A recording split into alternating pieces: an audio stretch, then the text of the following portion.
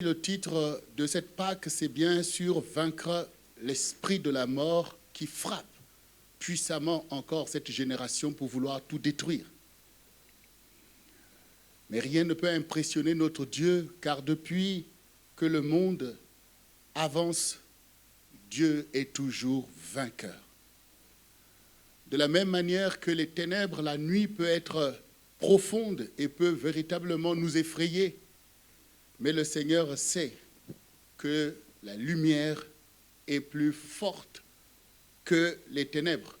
Parce que quand l'aube se lève, la nuit est obligée de s'écarter pour laisser place au discernement.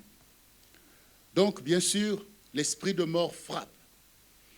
Bien sûr, nous sommes impactés par toutes ces choses qui nous arrivent. Mais le Seigneur a toujours une provision pour faire cesser le règne de la terreur, pour faire cesser le règne des ténèbres, faire cesser le règne de l'ignorance et de l'iniquité et faire prévaloir sa parole, faire prévaloir ses promesses envers les saints, faire prévaloir son secours. Dieu veut se glorifier lui-même dans ta vie. Dieu veut se présenter lui-même à toi, tel qu'il est, c'est-à-dire un puissant sauveur, c'est-à-dire l'Éternel qui te guérit, l'Éternel qui te relève, l'Éternel qui a accompli pour toi de grandes choses. Cette Pâque n'est donc pas le récit d'une histoire passée. Ce n'est pas une histoire de tradition de Pâques. C'est une histoire de révélation de l'œuvre que le Seigneur a accomplie exactement pour toi, comme il a fait pour ceux qui ont marché avant toi. Donc c'est ta foi qui est sollicitée. C'est ta foi qui est challengée afin de communier avec cette parole vivante. La Bible déclare que tout passe, mais sa parole demeure. Oui, c'est à ta foi de puiser dans cet héritage inépuisable des croyants pour que toi aussi tu aies un témoignage qui atteste que ton Dieu est Dieu. Que ce n'est point une idole, parce que les idoles ont des yeux, mais ils ne voient rien. Ils ont un nez, mais ils ne peuvent rien sentir. Leur bouche ne fait sortir aucun son et leurs mains ne servent à rien, car ils ne peuvent faire aucune œuvre, ni en bien ni en mal. Et leurs pieds ne servent à rien, car ce sont les fardeaux pour ceux qui les adorent. Mais le Seigneur Jésus-Christ, qui est descendu du ciel, comme nous l'avons déjà déclaré, et qui est descendu plus bas que la terre, en connaissant cette mort qui est véritablement pour nous un gain, qui est pour nous délivrer, parce qu'il est descendu encore dans le séjour des morts pour aller briser les chaînes de ceux qui étaient captifs des temps de rébellion, des temps d'incrédulité où ils ont péri depuis le temps de Noé. Il est allé aussi les délivrer parce qu'il est Dieu. Et il s'est relevé vainqueur de la mort. Et il a ouvert pour toi un chemin de la vie et de la gloire de Dieu. C'est ce que nous voulons encore attester à ton esprit et à ton intelligence. Car comme nous l'avons dit depuis le début, il est écrit « Qui a cru à ce qui nous a été annoncé ?» Beaucoup sont passés à côté de la vie. Beaucoup sont passés à côté de la gloire de Dieu. Mais toi, Dieu t'a donné une foi pour croire. Dieu t'a donné des oreilles pour entendre et un cœur qui garde véritablement ce qui est précieux. Et ce qui est précieux, c'est la parole de Dieu qui atteste de la vérité, afin que tu ne périsses point loin de la connaissance de la vérité. Alors ce soir, nous voulons encore faire un pas devant, car avec Dieu, il faut suivre des voies droites, un pied devant l'autre, pas à gauche, pas à droite, ni derrière, mais devant toi, car le Seigneur lui-même a ouvert ce chemin. Et ce soir, nous voulons recevoir le souffle de l'esprit de vie. Recevoir le souffle de l'esprit de vie, c'est le sous-thème avec lequel je veux avancer avec toi de la part du Seigneur. Dans le livre de Actes 17, au verset 18, nous nous rappelons cette parole qui déclare « Car en lui, nous avons la vie, le mouvement et l'être. » C'est ce qu'ont dit aussi quelques-uns de vos poètes. De lui, de Dieu, nous sommes la race. Oui, le Seigneur est celui qui donne vie à toute chair. Et cette vie, tu l'as reçue. Tu as été formé dans le sein de ta mère et Dieu a permis que tu puisses, oui, venir dans ce monde et tu as entamé ta marche depuis. Et cette vie que Dieu t'a donnée, l'ennemi de ton âme est venu à maintes reprises contre cette vie pour vouloir t'empêcher de vivre, pour vouloir ôter ta vie. Parce qu'il sait que dans cette vie, Dieu a caché des choses. Il a semé un témoignage qui doit se manifester au temps convenable pour attester sa gloire. Il sait que dans cette vie, Dieu a mis une foi qui pourra attester sur ta vie et dans ta génération que Dieu est Dieu.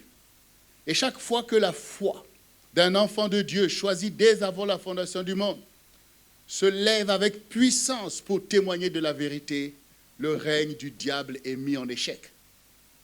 Il faut que tu saches cela, que par cette foi que Dieu t'a donnée, tu résistes au règne mensonger du diable et tu attestes au contraire que Dieu est Dieu. Oui, Dieu est celui qui te donne la vie. Dans cette vie, il y a le mouvement. La vie ne peut pas être en stagnation. Le signe de la vie, c'est l'eau. Toute eau qui stagne est corrompue et devient un poison. Mais tant que l'eau coule, tant que l'eau agit, l'eau sera toujours source de vie.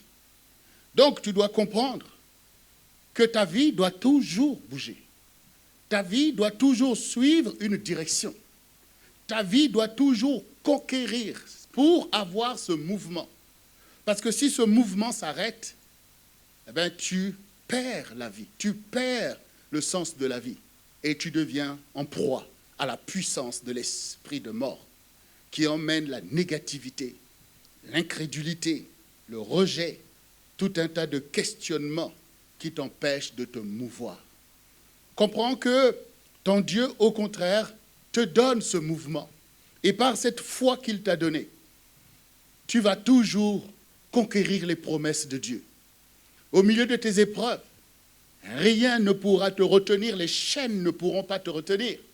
Et même les entraves que l'on met à tes pieds ne pourront pas résister à la puissance de ce mouvement que Dieu envoie afin que tu vives et que tu vives encore.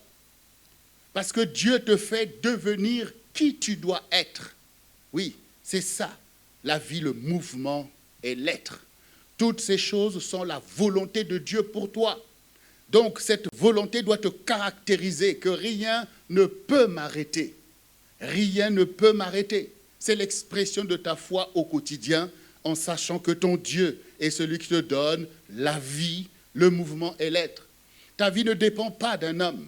Ta vie ne dépend pas d'une circonstance. Ta vie ne dépend pas du zèle de tes ennemis contre toi. Elle dépend de la volonté de Dieu qui t'a formé dans le sein de ta mère, qui avant la fondation du monde avait déjà formé un dessein sur toi pour te glorifier lui-même. Tes épreuves ne sont pas là pour t'arrêter. Tes épreuves ne sont pas là pour t'anéantir. Mais tes épreuves sont là pour te sanctifier, pour t'éprouver, afin que toi aussi tu puisses porter cette croix de Christ, afin que toi aussi tu puisses participer à la gloire de Dieu en triomphant de toutes ces choses et démontrer que ton Dieu est vivant et que son esprit qu'il a mis en toi te donne ce mouvement afin que tu sois qui Dieu a voulu que tu sois dès avant la fondation du monde. Alors, bien-aimé, oui, il faut recevoir ce souffle. Il faut recevoir le souffle de Dieu. Dieu sait que l'ennemi a emmené tant de mauvaises choses sur la terre qui accomplissent des œuvres mortes. Et pour cela, il doit déployer l'esprit de mort afin de pouvoir anesthésier l'intelligence, pour pouvoir t'aveugler et te faire gaver de ces œuvres mortes qui sont son règne de violence, d'iniquité, d'impureté. Oui, au jour de ton ignorance, Tu t'étais laissé assujettir par ces choses. Mais Dieu est le Dieu de la résurrection. Dieu est le Dieu des rendez-vous. Dieu est le Dieu qui a mis en toi son dessein. Et au temps convenable, au temps de ta maturité, Dieu se lève. Il se lève au milieu de toutes tes situations. Il se lève au milieu de tous tes dangers. Il se lève dans un temps comme celui-ci, où l'ennemi croit avoir assujetti la vie. Il croit avoir tout anéanti du peuple de Dieu, parce qu'il a mis des ravages, le pillage a agi. Il a détruit la vie sociale, la vie familiale, la vie économique. Et maintenant même, il a emmené cet impact sur la santé pour empoisonner, pour vouloir détruire et mettre sous cloche toute notre génération. Oui, Dieu a déjà parlé de ces choses. Il a déjà vu qu'au milieu des générations viennent des temps de désolation, viennent des temps de découragement, viennent des temps où l'intelligence n'opère plus, où les stratégies du diable, où ses idéologies veulent prévaloir, où il n'y a plus de sens, même à la vie d'une nation ou d'une génération. Mais Dieu voit toutes ces choses. Il voit. Souvent, il se cache à cause de l'attitude de son propre peuple. Mais il n'abandonne jamais l'histoire. Au temps marqué, il se lève pour payer à ses ennemis leur salaire. Souviens-toi, parce que la Pâque n'est pas immolée en vain. Elle est toujours immolée pour accomplir les promesses de Dieu. Elle est toujours immolée pour secourir un peuple en danger. Elle est toujours immolée pour faire passer des ténèbres à la lumière. Elle est toujours immolée pour délivrer de la puissance de Satan et introduire dans la gloire de Dieu. Alors, bien-aimés, dans le livre de Ézéchiel 37, que nous connaissons bien, nous qui sommes ici, au CRC International, au CRC Caraïbes, il y a quelques années, Dieu nous a parlé de la régénération. Et aujourd'hui encore, dans la situation actuelle, c'est la même parole, c'est le même message, c'est la même volonté de Dieu pour que nous puissions comprendre qu'il y a pour nous une issue, un secours. Ézéchiel 37, du verset 1 au verset 6 nous dit « La main de l'Éternel fut sur moi, et l'Éternel me transporta en esprit et me déposa au milieu d'une vallée remplie d'ossements. Il me fit passer près d'eux, tout autour, et voici, ils étaient fort nombreux à la surface de la vallée, et ils étaient complètement secs.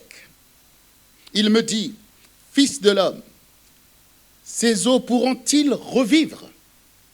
Je répondis, « Seigneur éternel, tu le sais. » Il me dit, « Prophétise sur ces eaux et dis-leur, ossements desséchés, écoutez la parole de l'Éternel. Ainsi parle le Seigneur. L'Éternel a ces eaux. Voici, je vais faire entrer en vous un esprit et vous vivrez.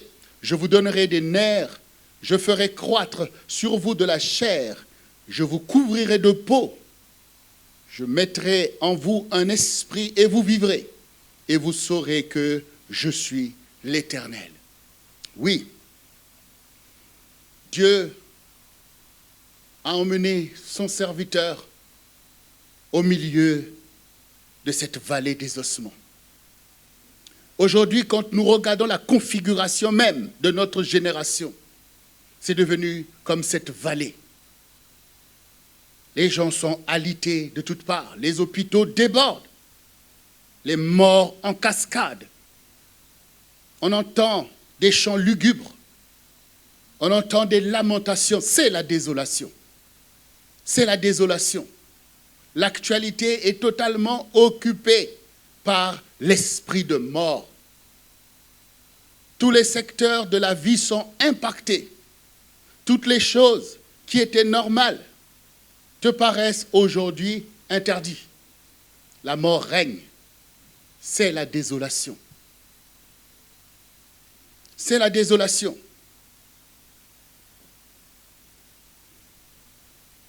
Et nous avons tous cru qu'au bout de quelques mois, nos grands, nos scientifiques trouveront la solution. Mais cela fait maintenant plus d'une année. Malgré les vaccins trouvés, maintenant,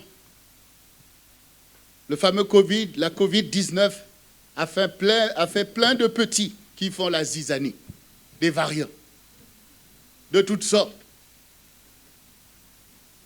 Bien-aimés, c'est la désolation. Des pays entiers sont dans des situations catastrophiques. Nous-mêmes, ici en France, aux États-Unis, au Brésil, c'est la désolation au milieu de notre génération. Et Dieu veut encore, lui aussi, nous emmener pour voir toutes ces choses. Et depuis que nous avons commencé, c'est Dieu qui nous pose des questions. Et là, le Seigneur dit, « Fils de l'homme, ces ossements peuvent-ils revivre ?» C'est la question que Dieu pose. Est-ce que toutes ces vies affalées par terre, est-ce que toutes ces vies alitées sous respirateur, est-ce que toutes ces vies confinées,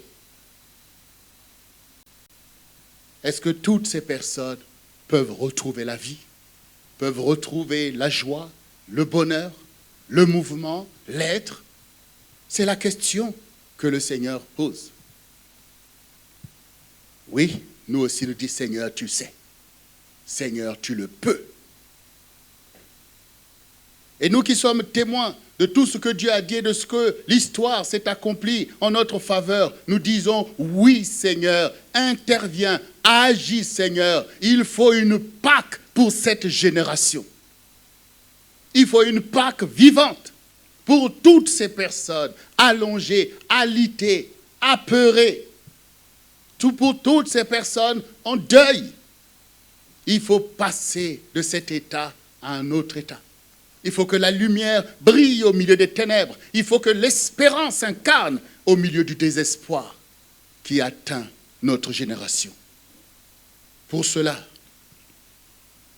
il faut que tu reçoives le souffle de l'esprit de vie. Car le Seigneur dit qu'il va mettre en nous un esprit pour que nous puissions revivre.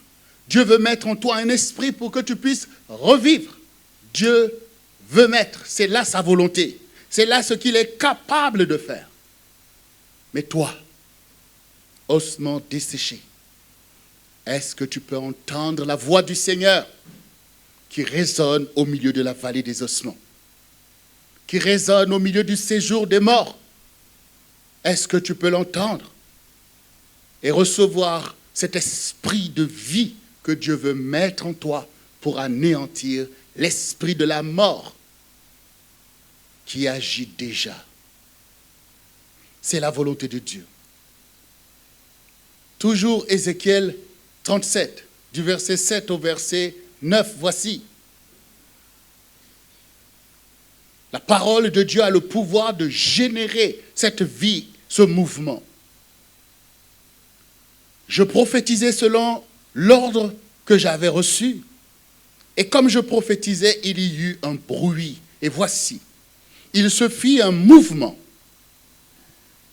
Et les eaux s'approchèrent les uns des autres. Je regardais et voici, il leur vint des nerfs, de la chair, et la chair crue, et la peau les couvrit par-dessus. Mais il n'y avait point en eux l'esprit. Il me dit, prophétise et parle à l'esprit. Prophétise, fils de l'homme, et dis à l'esprit. Ainsi parle le Seigneur. L'Éternel, esprit, vient des quatre vents. Souffle sur ces morts et qu'ils revivent. Oui, bien-aimés, par la parole de Dieu, il y a un mouvement qui se produit au milieu de toi. Parce que tu as été formé exactement par cette parole. Donc, quand cette parole résonne en ta faveur, il y a un mouvement, il y a une cohérence qui revient au milieu de toi. Il y a un sens qui te saisit. Oui, Dieu est capable de guérir ton corps. Il est capable de guérir ta vie. Il est capable de guérir ta maison. Il est capable de guérir ton pays parce que c'est par sa parole qu'il a créé l'univers entier. C'est pour ça que tu dois recevoir l'empreinte de sa parole. C'est pour ça que tu dois aimer cette parole. Elle est là pour te guérir. Elle est là pour venir encore donner un sens à ce que l'ennemi avait ravagé, à ce que les maladies avaient ravagé, à ce que la confusion avait ravagé, toutes les choses que tu as souffert. Dieu est encore capable de te donner cette vie. La parole ne dit-elle pas qu'il est celui qui nous renouvelle, qui nous rajeunit comme l'aigle? Oui, la parole de Dieu produit cet effet. Et une parole puissante. Ce ne sont pas des discours. Non, ce n'est pas des discours, c'est une parole à propos. C'est une parole qui est ce feu qui brûle. C'est une parole qui est un remède, une solution pour toi. C'est à cette parole que tu dois t'exposer, une parole réma. C'est cette parole que tu dois rechercher. Comme quand tu es malade, tu vas voir un médecin, tu n'attends pas que le médecin te raconte des histoires. Tu veux qu'il puisse appliquer sa science pour te secourir exactement. Et ça doit être un remède précis, comme la parole de Dieu est précise quand elle t'est adressée. Elle est une épée à double tranchant qui sépare entre les jointures pour séparer ta vie. Il te séparer l'ivraie du bon grain. Cette parole est capable de séparer ta vie des œuvres mortes qui t'avaient saisi. C'est cette parole qui est là, qui blesse et qui guérit. C'est cette parole qui te parle des situations que tu traverses et que tu vis. C'est cette parole que tu dois sentir l'ardeur de Dieu qui te parle. Une parole où tu te sens concerné, où tu es mis à nu devant cette parole, où le miroir de la vérité se reflète devant toi afin que tu connaisses que Dieu connaît tes voies. Cette parole-là qui agit, c'est cette parole de vérité. Cette parole qui emmène la crainte de Dieu. Cette parole qui expose le péché afin que tu puisses t'en débarrasser. Oui, c'est cette parole qui te retourne. C'est cette parole qui peut changer les ossements desséchés. Cette parole qui produit ce mouvement parce que c'est la parole réma de Dieu. C'est la parole créatrice. C'est la parole qui accomplit sa volonté. Il ne faut pas fuir cette parole. Il ne faut pas t'éloigner de cette parole. Il ne faut pas te mettre toi-même dans la séduction. Il ne faut pas imaginer les choses de Dieu. Il faut que tu les vives. Oui, cette parole, tu la reconnais quand elle agit selon la vérité. Dieu n'est pas un Dieu de complaisance. Il est plein de compassion et de miséricorde, mais il ne prend pas le coupable pour innocent. C'est cette parole qui agit selon la vérité. Car une fois qu'elle t'a blessé, elle va te guérir pour la vie. Elle va briser cette échelle. Elle va laisser un héritage de connaissance et de crainte de Dieu au milieu de toi. Cette parole qui génère la vie et le mouvement, elle fait son œuvre. Mais une fois que la parole agit, une fois que ta vie est rassemblée, une fois que le Seigneur a guéri tous les dégâts qui ont été causés par l'histoire, une fois que Dieu a fait toutes ces choses, tu as besoin de recevoir le souffle de l'esprit de vie. Et il faut qu'on invoque pour toi l'esprit de vie, l'esprit de Dieu qui doit souffler sur toi pour disperser l'esprit de la mort et établir l'esprit de vie. Esprit souffle des 4 vents, afin que ces morts revivent, afin que ceux qui sont sur leur lit de malade revivent. Dieu permet à l'homme de développer la science, parce que Dieu aime l'homme et qu'il a rendu semblable à lui-même. Nous avons en nous, comme cette parole le dit, de Dieu nous sommes la race. Donc Dieu permet par la science que nous avons des médecins, nous avons toutes ces choses qui aident effectivement au corps à pouvoir avancer. Mais il n'y a que Dieu qui donne la vie. Car nous le voyons aussi au quotidien, malgré toute la science que l'on peut déployer, quand le souffle de vie ne vient pas, alors notre science est anéantie. Donc nous savons, et même les médecins le savent, que le souffle de vie ne vient que de Dieu lui seul. Même les médecins ont toujours l'habitude de dire au malade lui-même et à ceux qui espèrent dans le relèvement du malade que il faut qu'il se batte. Tout dépend de ceci. Tout dépend. Donc on attend un mouvement intérieur du malade. Et c'est ce que Dieu dit, qu'un esprit abattu est une ruine pour les os. C'est ce que Dieu dit que la foi relève en fait. C'est ce souffle qui agit pour redonner vie à toute chair. C'est de ça qu'il s'agit ici. Esprit souffle des quatre vents. Et par la grâce de Dieu, nous avons la parole et nous avons l'esprit. Donc rien ne manque à notre relèvement. Rien ne manque pour nous de manger cette Pâque vivante et d'expérimenter quelque chose de nouveau, d'expérimenter l'accomplissement des promesses. Oui, la parole de Dieu, le souffle de l'esprit va pulvériser le sarcophage de l'esprit de la mort qui t'avait atteint, qui t'avait saisi. Ils vont briser les chaînes qui te clouaient sur ce lit. Ils vont renverser les murs d'incantation qui te confinent. Dieu va faire toutes ces choses parce qu'il est celui qui te donne la vie, le mouvement et l'être.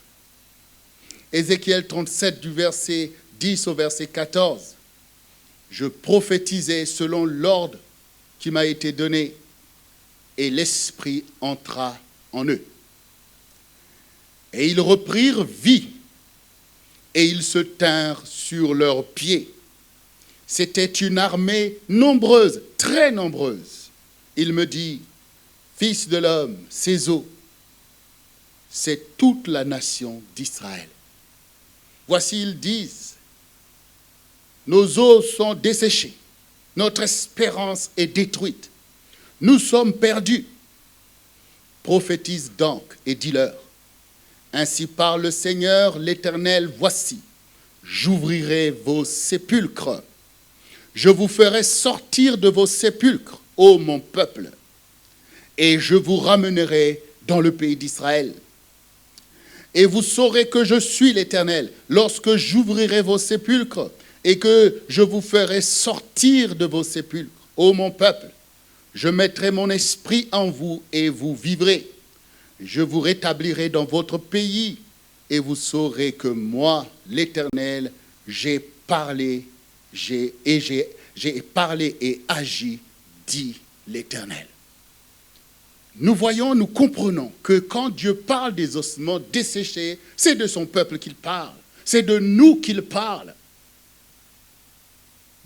Dieu voit les réalités de nos vies. Dieu voit le séjour de mort qui agit. Dieu voit l'esprit de mort qui agit. Dieu voit que tu es dans ton sépulcre. Ta vie est comme un sépulcre qu'on a élevé autour de toi. On a érigé des murs d'incantation qui retiennent ta vie captive.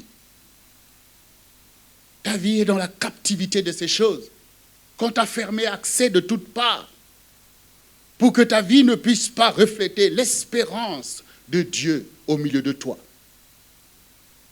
Dieu a vu tout le ravage et tout le pillage qui réduit ta vie à néant.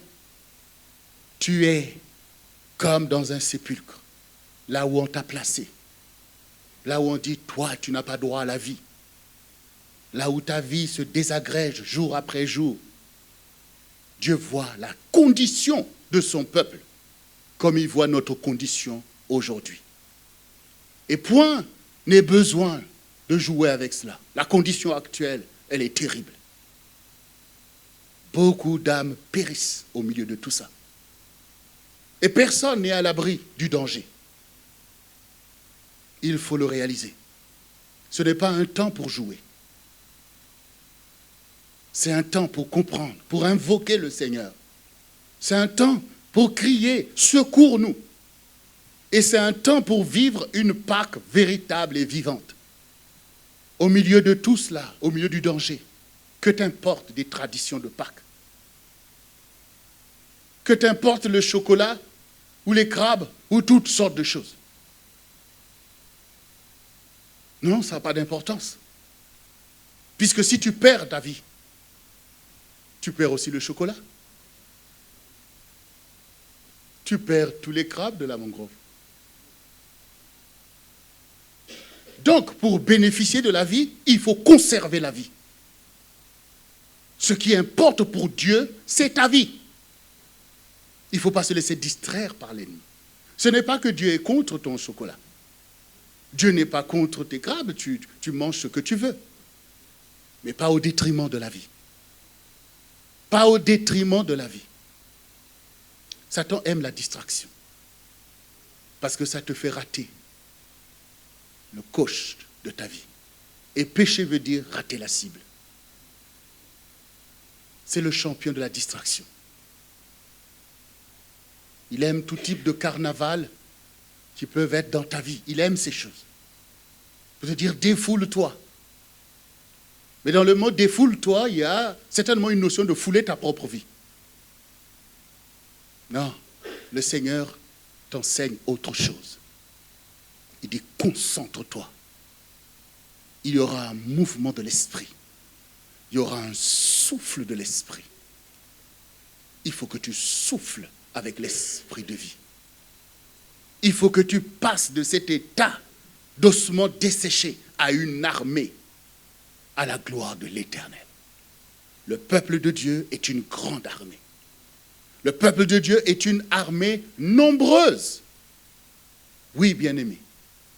Quand nous voyons notre temps et que nous voyons comme si l'incrédulité règne, mais c'est au détriment de la foi du plus grand nombre. Parce que dans la réalité, le plus grand nombre croit en Dieu. Il faut seulement les réveiller. Il faut seulement redonner sens à leur foi. Pour que tout d'un coup, de ce qui était comparé à des ossements desséchés, devienne une grande armée à la gloire de l'Éternel. C'est le sens dans lequel nous sommes plongés. C'est l'action de Dieu au milieu du ministère qui nous réunit, le centre du réveil chrétien. C'est que Dieu voit la vallée des ossements, mais il n'a pas dit son dernier mot. Oui, souvent, au milieu de cette vallée, ce sont des Jobs qui sont allongés. Ce sont des Jobs qui sont ravagés par les réalités, le chagrin, où tu as perdu tes enfants, tout est bien, tu es là en train, dans cette situation où les gens viennent, ils sont en train de se moquer de toi, ils sont en train de te traiter que oui, c'est à cause de ta méchanceté, tout ce que les amis de Job ont dit. Mais au fond de toi, comme Job, tu sais que mon Rédempteur se lèvera le dernier. Le Seigneur Jésus est le Rédempteur qui se lève au milieu de la vallée des ossements. Oui. C'est lui l'Éternel qui a fait expérimenter à Ézéchiel cette puissance de résurrection. Comme il dit, je suis la résurrection. Toi aussi, tu es comme Lazare, qui a été déposé au tombeau parce qu'on ne savait plus quoi faire avec toi, ni comment faire avec tes situations. On s'est débarrassé parce qu'il n'y avait pas de solution. Ton ami n'était pas là, ton Dieu n'a pas entendu. Allez, on t'a mis au tombeau et on a mis la pierre. Mais le Seigneur, ton Dieu, il sait toutes ces choses. Il dit, oui, heureusement que je n'étais pas là.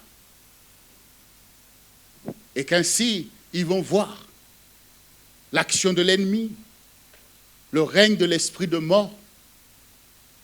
Mais je vous dis à vous, mes amis, cette maladie n'est pas à la mort.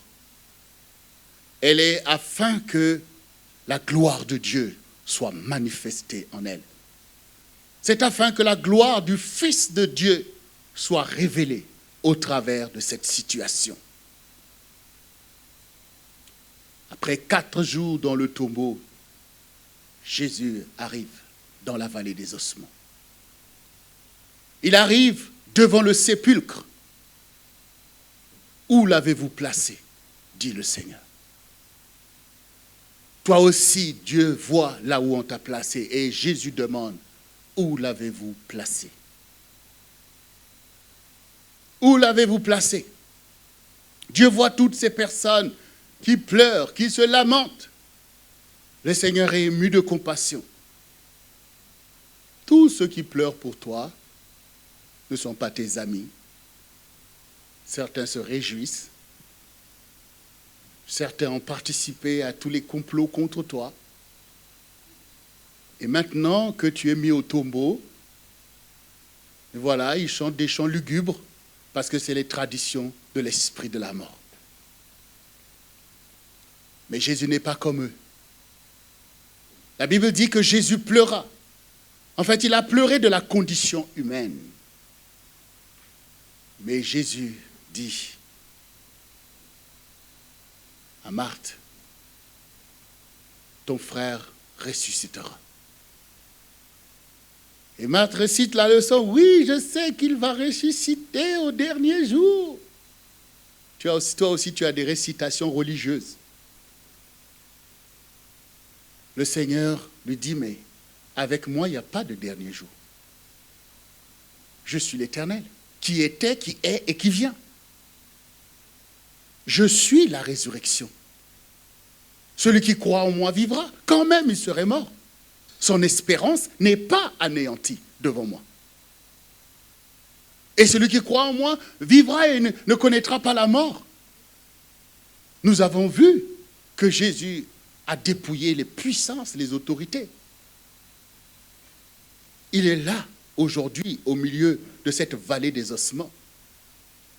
Et il dit, où l'avez-vous mis? Parce qu'il veut que beaucoup soient témoins de ta relation avec ton Dieu, de l'œuvre de Dieu au milieu de toi. Et la Marthe dit encore, mais viens voir, c'est là, il est là-dedans. Mais ça fait 4 jours, il sent déjà. Ce matin,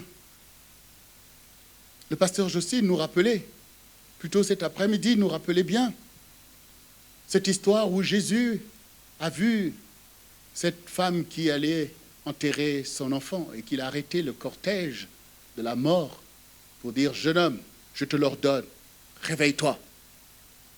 Et le jeune homme s'est réveillé. Et a eu une grande joie, un prophète. Et parmi nous, Dieu nous a visités. Marthe et Marie, certainement, ils ont entendu toutes ces choses au sujet de Jésus. Et là, ils ont dit, maître, non, il est déjà au tombeau. Ils sont déjà. Ce n'est pas comme le jeune homme qu'on allait pour enterrer. Parce que chez eux, c'était la personne meurt le même jour, on va aller l'enterrer. Donc c'est dit, bon, celui-là, peut-être qu'il venait de mourir et tu as fait le miracle. Mais celui-là, avec ton ami, il est déjà au tombeau. Ça fait 4 jours, il sent déjà. Le Seigneur dit, ôtez cette pierre. Ôtez cette pierre. Et il dit, Lazare, sort. Et Lazare est sorti. Donc aujourd'hui, le Seigneur a immolé pour toi une Pâque vivante. Il n'y a rien qui va l'effrayer. Il n'y a rien qui va l'arrêter pour appliquer cette ordonnance vis-à-vis de toi. Pour envoyer ce souffle de vie. Oui. Tu dois répondre. Tu dois obéir. Tu dois entendre la voix du Seigneur. Puisque Lazare, le mort, a entendu la voix du Seigneur. Puisque Job, qui souffrait, a entendu la voix de Dieu au milieu de la tempête.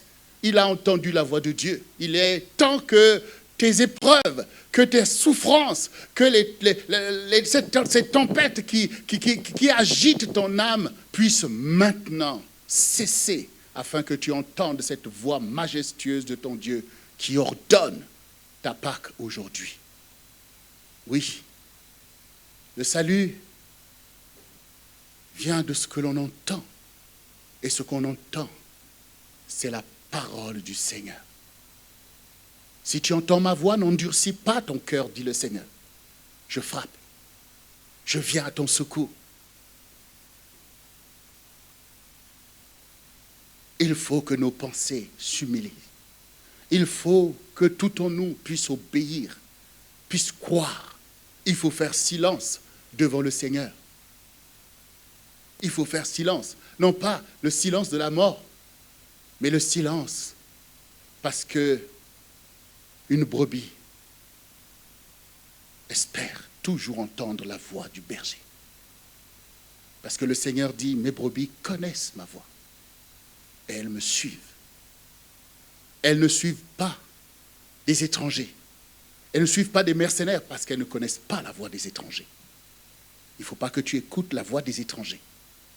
Il faut que tu écoutes la voix du Seigneur. Et le Seigneur, c'est le Seigneur Jésus. Ce n'est pas un autre. C'est le Seigneur Jésus-Christ, ton berger, celui qui connaît le chemin de la vie, celui qui est lui-même le chemin, la vérité et la vie. C'est lui qui s'est immolé lui-même pour être ta Pâque vivante. C'est lui, l'esprit de vie, qui souffle maintenant sur cette vallée pour que tu reçoives la vie, pour que tu te lèves du milieu de ta condition, la condition de ta famille qui est ravagée. Tu vas t'élever au-dessus de cette condition. Et le monde est livré, effectivement, à l'esprit de la mort depuis le péché d'Adam. Car le Seigneur leur avait dit que le jour que vous mangerez de ce fruit, vous retournerez à la poussière d'où vous avez été tirés. C'est là que l'esprit de la mort tire sa force. Parce que Dieu l'a déclaré. Et le Seigneur dit, je mets devant toi la vie et la mort. Ça veut dire que sur la terre, il y aura toujours la mort, puisque Dieu l'a placée devant l'homme. Mais il y a aussi la vie. L'intelligence vient du fait de choisir la vie. Et quand tu choisis la vie, c'est une alliance que tu fais avec la vie. Et chaque alliance établit des principes et des règles à respecter. C'est ça en fait. C'est ça. Tu as la capacité de choisir. Mais tout le monde ne choisit pas comme toi la vie. Beaucoup choisissent la mort et font régner la mort dans la famille. Font régner la mort sur l'île. Font régner la mort dans les nations. Et donnent la force au diable pour qu'il règne. C'est pour ça que tu dois comprendre pourquoi tu as tous ces challenges, pourquoi tu dois t'échapper au milieu de tous ces complots, parce que d'autres choisissent le règne du diable, ils trouvent avantage dans les oppressions, dans la violence, dans l'impureté. C'est pour ça que ta vie sera toujours un challenge, puisque tu ne vis pas tout seul sur la terre. Mais tu dois faire prévaloir tes choix. Tu dois élever ta bannière. Tu dois souffler. Tu dois agir comme David au milieu de tous ses ennemis. Mais il sait qu'il avait reçu l'onction du Seigneur. Et David n'a pas refusé de combattre. David n'a pas refusé parfois de se retirer, de se cacher devant la menace de ses ennemis pour préserver la vie que Dieu lui a donnée et jusqu'à voir l'accomplissement des promesses de Dieu. Ah oui, le mouvement, c'est tout ça. Parfois, Dieu te dit, garde le silence. Parfois, Dieu permet que les situations t'atteignent, comme ces situations qui ont pu atteindre tous les héros de la Bible que nous voyons, comme Job. Mais les situations peuvent t'atteindre aussi comme Shadrach, Meshach, Abed-Nego, où tu es livré à tes ennemis. Car le Seigneur dit, ne résiste pas aux méchants. Et parfois, le juste est livré dans leurs mains, comme le Seigneur lui-même a été livré aux mains des pécheurs pour subir cette épreuve difficile. Toi aussi, Mais Dieu ne t'abandonne pas. Il te dit qu'il est lui-même avec toi dans la détresse. Ta Pâque viendra exactement au milieu de ces dangers, de ces épreuves, comme les enfants d'Israël en Égypte. C'est Dieu lui-même qui avait ouvert ce chemin pour eux. Il avait annoncé à leur ancêtre, Abraham, que ta descendance sera assujettie. Et la nation qui l'aura assujettie, je la jugerai moi-même. Oui, ton calvaire dure. Tes ennemis croient qu'ils en ont fini avec toi. Mais tu ne descendras pas dans la fosse. Tu seras relevé de cette situation et élevé par la main de Dieu, où ton règne et ta domination impactera tes ennemis. Il faut le comprendre. Il ne faut pas perdre l'espérance. Il faut que tu gardes ta vie en sachant que ma vie appartient au Seigneur et Dieu veut faire quelque chose avec ma vie. Il faut que tu gardes ta vie. Ta vie sera ton butin. Un juste traverse des temps difficiles. Des temps où les choses ne te paraissent pas favorables. Des temps où tu dois attendre. Des temps où tu dois prier, où tu dois t'humilier en attendant ta Pâque. Oui, en attendant ta Pâque.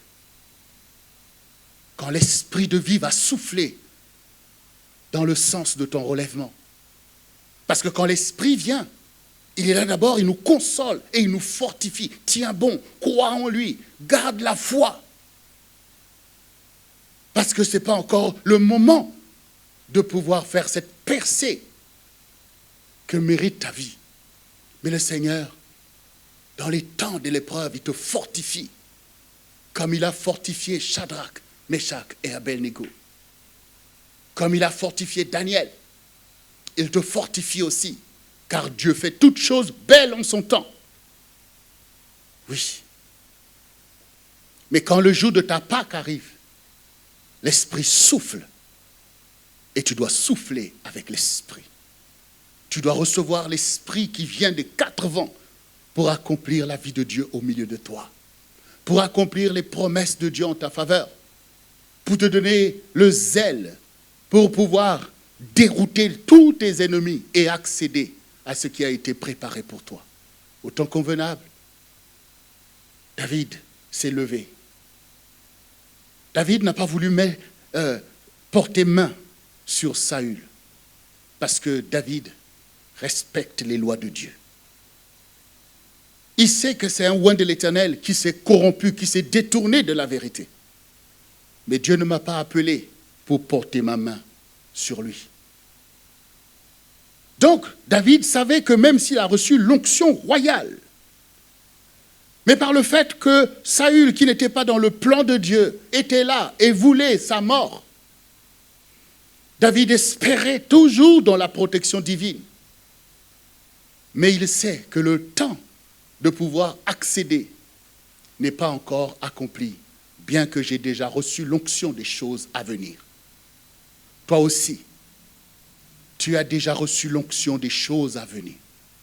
Et tu as besoin de discerner les temps auxquels ces choses doivent s'accomplir. Mais cette onction te gardera. Tes ennemis ne pourront pas t'atteindre, ils ne pourront pas t'anéantir, parce que tu as l'onction du Seigneur. Et cette onction est là pour des temps établis, pour accomplir la volonté du Seigneur. Tes ennemis seront pris à leur propre filet, à leur propre jeu, à leur propre endurcissement de leur cœur. Parce que Dieu est le maître des temps et des circonstances. Il donne un temps à toute chose. Et quand vous lisez cette histoire de Saül et de David, vous voyez que Saül, roi d'Israël, a mobilisé toute l'armée d'Israël pour aller à la poursuite de David, qui l'a servi, qui lui a fait du bien, qui a joué la musique pour le délivrer de l'oppression de tous les démons qui venaient sur lui. Au lieu de s'occuper du peuple de Dieu, parce que les ennemis de Dieu se préparent, ils s'acharnent contre la brebis du Seigneur. Comment s'acharnent contre toi? Et une fois fatigué de ses propres oppressions, de son aveuglement, il s'est affalé là avec toute son armée, parce que Dieu lui-même a envoyé cet esprit d'assoupissement sur eux. David s'est approché avec ses lieutenants et il a vu Saül. Les lieutenants ont dit, allez, voilà, Dieu t'a livré ton ennemi, allez, on en finit. Il dit, non, non, je ne veux pas porter la main sur loin de l'Éternel. Il a coupé les pans de son vêtement et il s'est éloigné. Et il a dit, mais réveillez-vous, réveillez-vous. Il a commencé déjà à reprocher les chefs de l'armée. Mais toi, un tel, tu mérites la mort. Tu n'es pas en train de surveiller loin de l'Éternel. Tu n'es pas en train de surveiller le roi parce qu'il aurait pu mourir. Tu mérites la mort. Et David dit à Saül, et Saül d'abord qui dit, David, c'est toi mon fils? C'est ta voix? Il dit, oui, c'est moi. Mais mon roi, pourquoi le roi d'Israël a mobilisé toute l'armée de l'Éternel pour venir contre qui? Pour venir contre quel ennemi? Pour venir contre ton propre serviteur? Regarde, j'étais à côté de toi, mais je n'ai pas voulu porter main contre ta vie. J'ai eu égard à ta vie.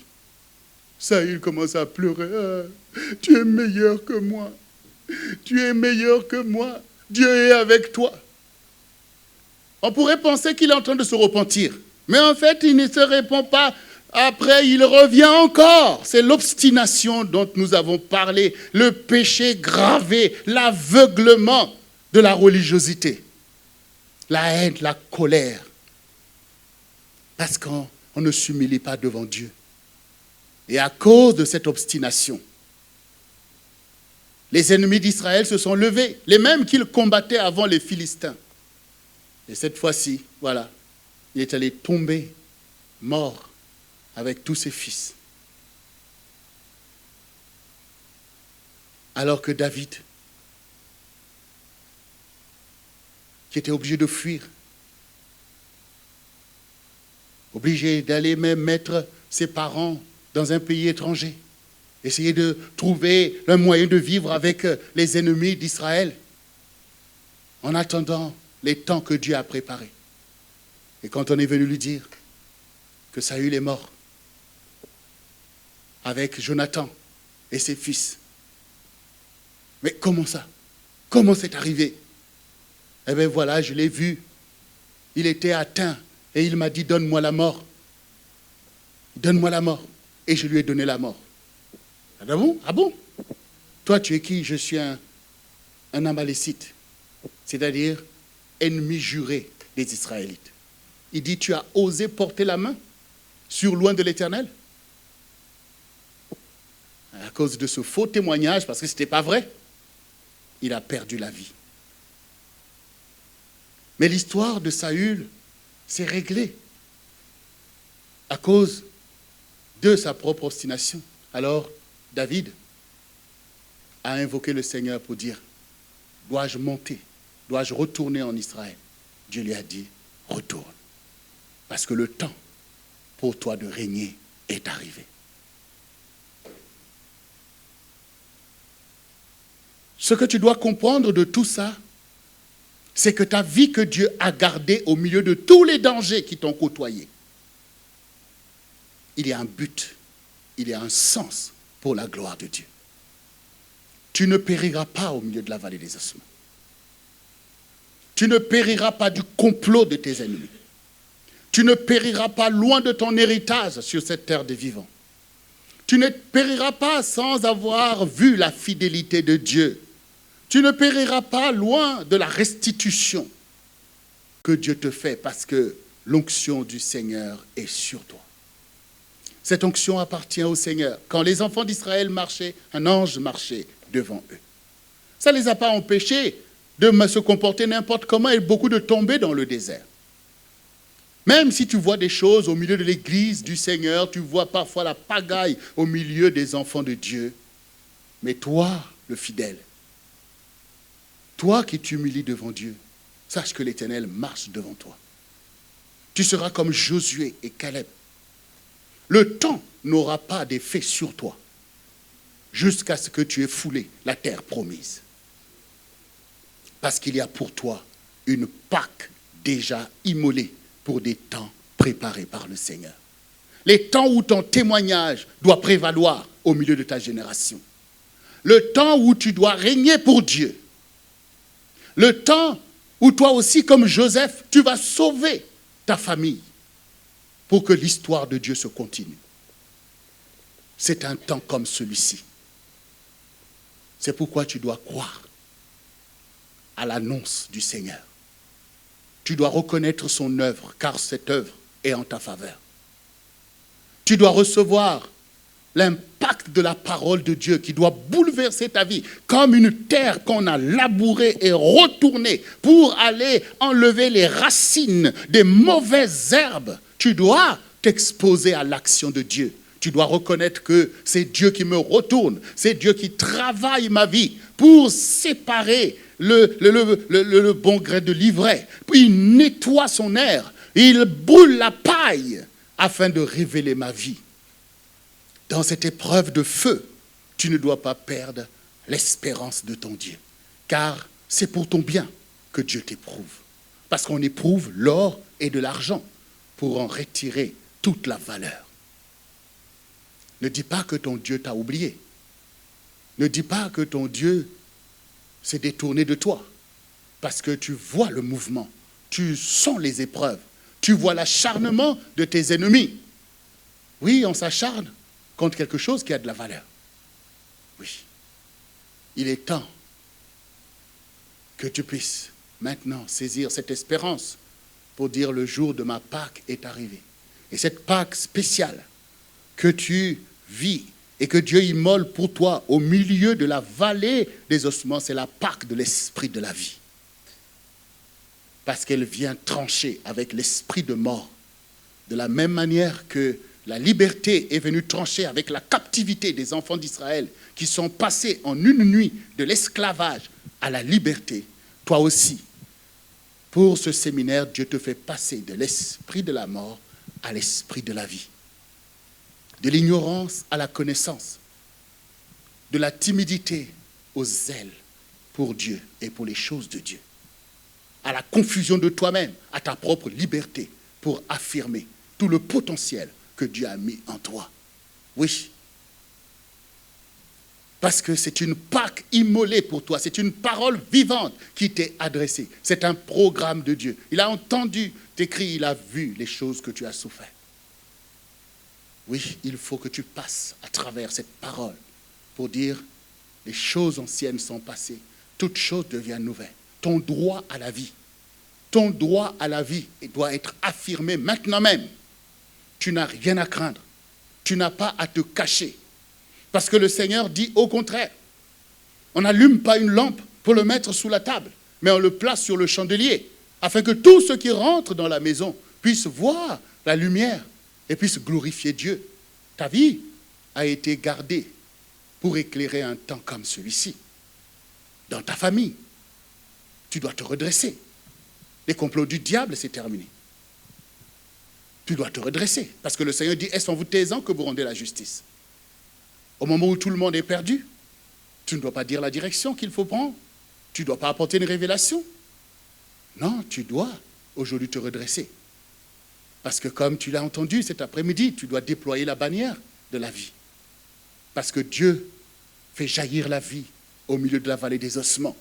De la même manière qu'il fait jaillir la vie au milieu des déserts. Il frappe le rocher le plus dur, le plus sec, et il fait jaillir les eaux vives. Oui, le Seigneur, Jésus ramène la vie au milieu de toi. Et par ton témoignage, il va abreuver beaucoup de vie autour de toi. Il va bénir, parce qu'il aime bénir. Il aime manifester qu'il est le Seigneur de l'histoire. Il aime changer les choses. Il aime ramener la vie là où la vie est totalement anéantie. Comme dans cette histoire de Lazare. Le Seigneur Jésus-Christ est le Dieu qui a ressuscité Lazare. Il peut te ressusciter parce que Lazare était mort. Il n'y avait plus en lui une once de vie et il a fait revivre. À plus forte raison, toi qui es un lumignon qui fume encore. À plus forte raison, toi qui es encore un roseau broyé. Dieu va te raffermir et il te redonne la vie. Manger la Pâque, c'est changer de condition. Manger la Pâque, c'est devenir spirituel. C'est de devenir cet homme ou cette femme né de nouveau. C'est d'être maintenant ce vent de Dieu qui souffle que rien ne peut arrêter. C'est d'être ce serviteur, cette servante de Dieu qui accomplit la parole du Seigneur, qui est une bénédiction, une source de bénédiction pour ta famille, pour ta maison et pour tous ceux vers qui Dieu t'envoie. Une bénédiction pour la Martinique, pour le peuple des îles. Tu dois élever la bannière de Christ, car il est dit que les îles espéreront en moi, elles se confieront en mon bras. Mais une bannière doit être élevée. Tu as été appelé pour élever cette bannière, afin que tous lèvent les yeux et voient le serpent d'airain.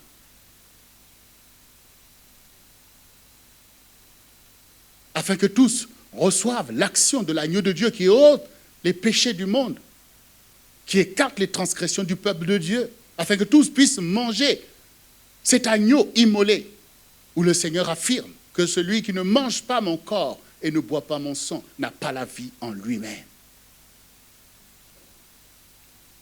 Ton témoignage est important. Oui. Tu dois souffler maintenant même. Le peuple de Dieu doit se relever. Les âmes doivent être visitées. Les âmes doivent être sauvées. Cette génération a besoin de ton Seigneur et de ton Sauveur. Oui, c'est le Seigneur qui donne l'esprit à celui qui le lui demande. Dans Jean 14, du verset 6 au verset 7, Jésus lui dit, « Je suis le chemin, la vérité et la vie. Nul ne vient au Père que par moi. Si vous me connaissiez, vous connaîtriez aussi mon Père. Et dès maintenant, vous le connaissez et vous l'avez vu. » Du verset 15 au verset 19, « Si vous m'aimez, gardez mes commandements. Et moi, je prierai le Père, et il vous donnera un autre consolateur, afin qu'il demeure éternellement avec vous. L'Esprit de vérité que le monde ne peut recevoir parce qu'ils ne le connaissent point et parce qu'ils ne le voient point et ne le connaissent point. Mais vous, vous le connaissez, car il demeure avec vous et il sera en vous. Je ne vous laisserai pas orphelin, je viendrai à vous. Encore un peu de temps et le monde ne me verra plus, mais vous me verrez, car je vis et vous vivez aussi. Bien-aimé, tu n'es pas n'importe qui.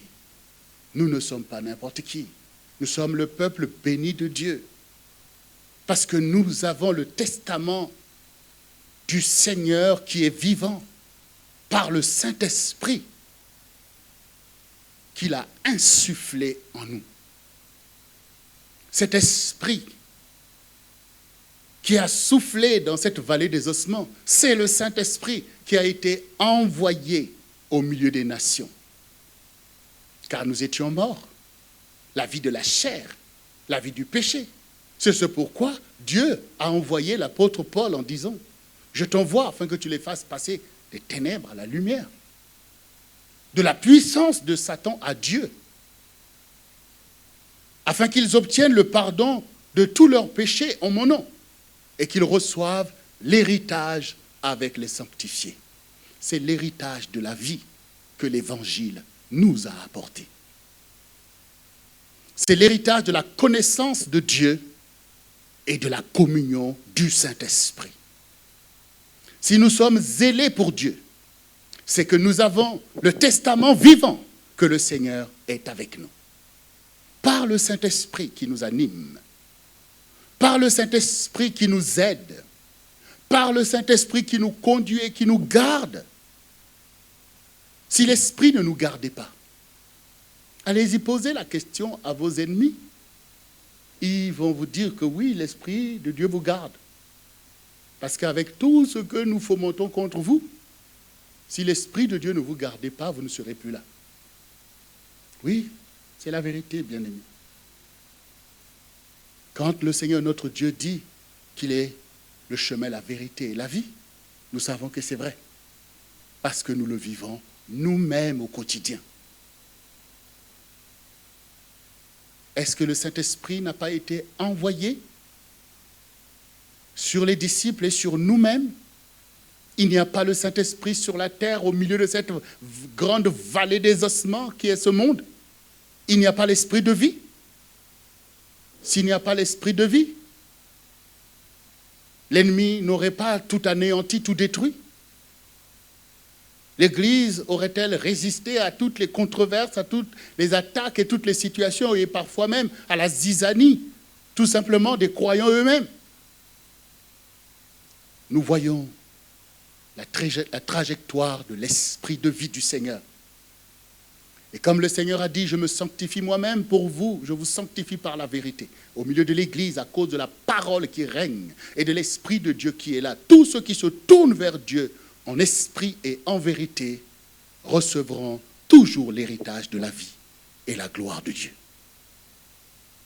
Le Seigneur est vivant. Le Seigneur n'est pas du tout ni en difficulté, ni en danger à cause des générations qui passent dans la vallée des ossements, à cause de même de ce qui peut arriver dans nos églises. La parole reste la même, reste la parole vraie, et Jésus-Christ assis sur le trône, Seigneur du ciel et de la terre. Et au milieu de ça, la parole s'adresse à tous. Tu dois choisir, tu dois échapper et faire échapper ta maison, ta famille et le maximum de personnes que Dieu peut mettre devant toi par tes ministères et tes vocations. Car le Seigneur dit que celui qui sauve les âmes est sage. Il y a une fin à l'histoire de l'humanité. Mais ce qui importe pour Dieu, c'est de faire se lever ceux qu'il s'est choisis dès avant la fondation du monde pour être le peuple qui célébrera le Seigneur de génération en génération, d'éternité en éternité. Et à cause de ces élus-là, à cause de ces âmes destinées, Dieu mobilise son peuple. Il te mobilise. Toi qui as reçu la vie par l'action du Seigneur et par le témoignage de ceux qui t'ont précédé, Dieu te mobilise aussi afin que tous parviennent à la connaissance de la vérité. C'est pourquoi tu ne dois pas te laisser acculer par l'esprit de mort. Tu ne dois pas te laisser mettre au tombeau. Tu dois au contraire, par cette espérance, devenir toi aussi un vent. Oui, au nom de Jésus-Christ. Tu dois invoquer cet héritage. Tu dois l'invoquer. Tu dois invoquer le Seigneur. C'est ce qu'il t'a lui-même ordonné dans le psaume 50, verset 15. Invoque-moi au jour de la détresse.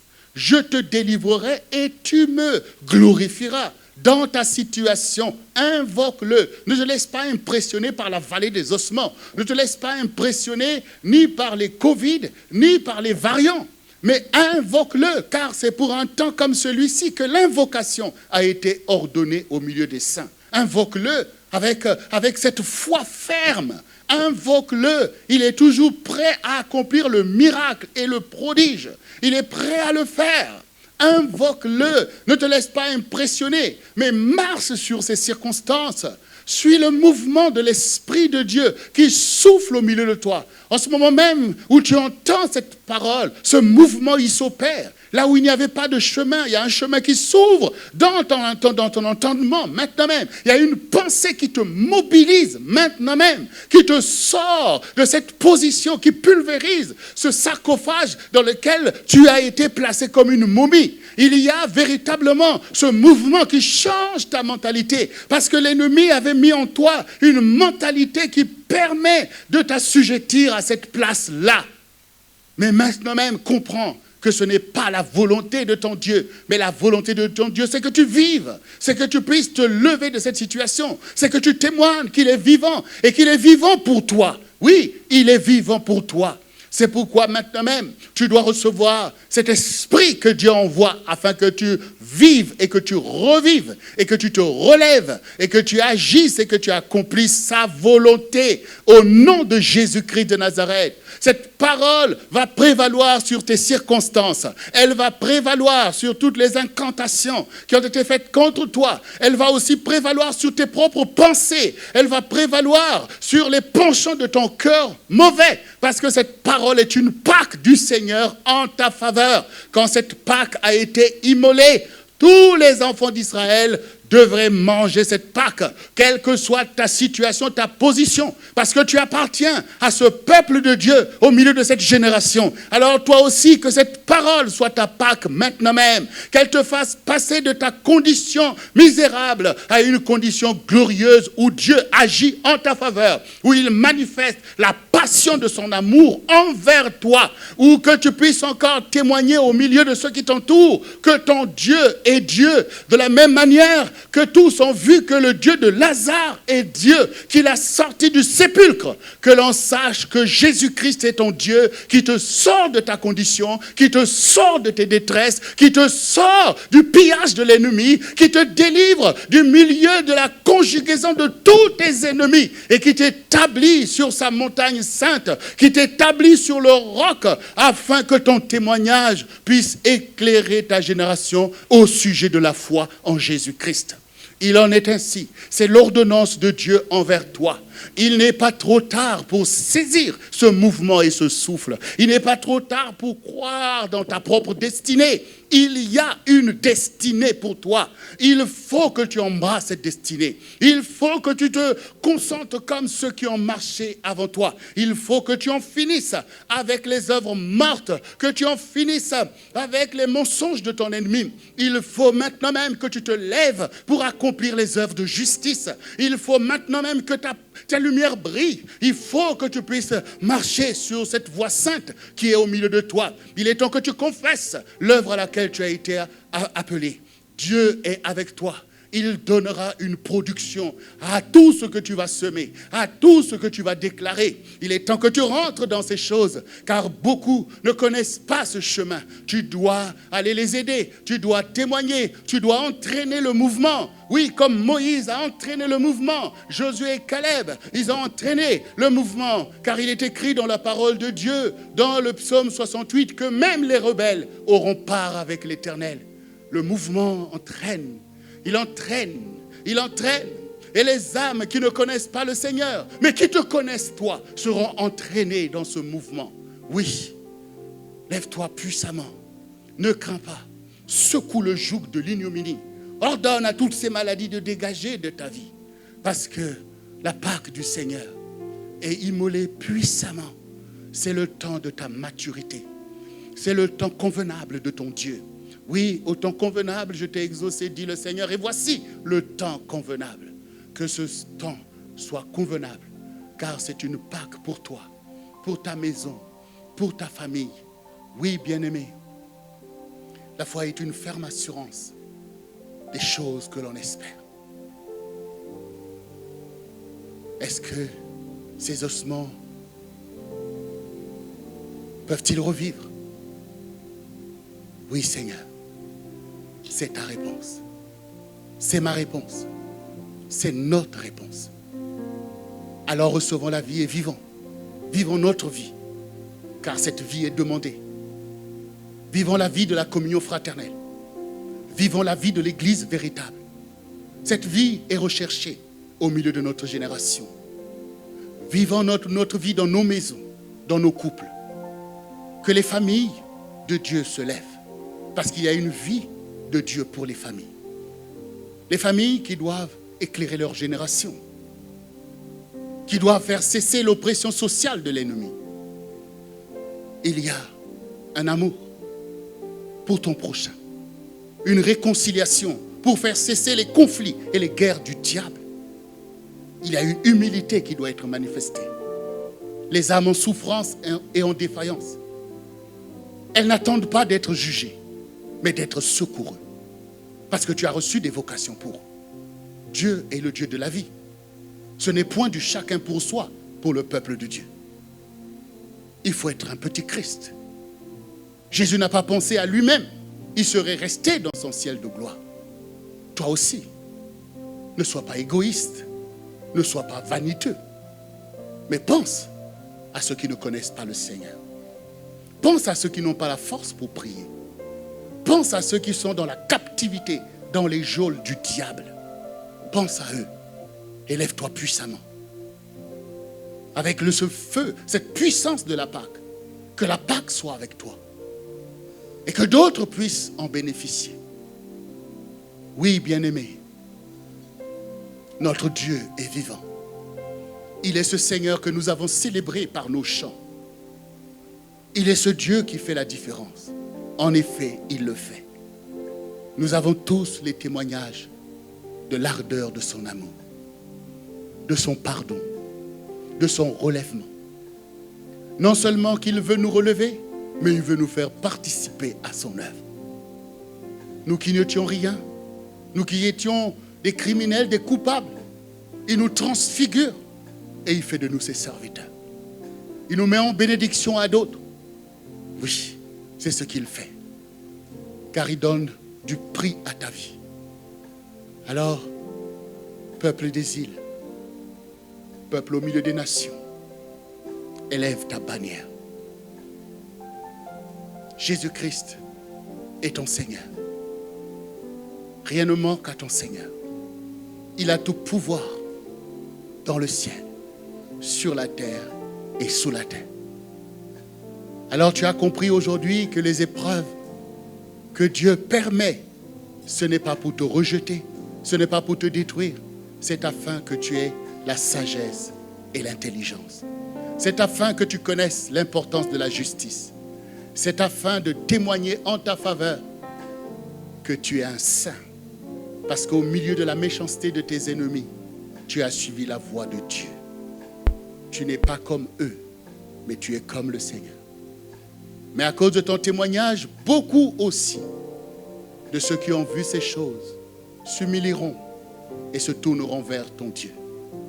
Alors tu poursuivras ainsi toi aussi la chaîne de l'espérance, de l'espoir en Jésus qui sauve notre humanité de génération en génération.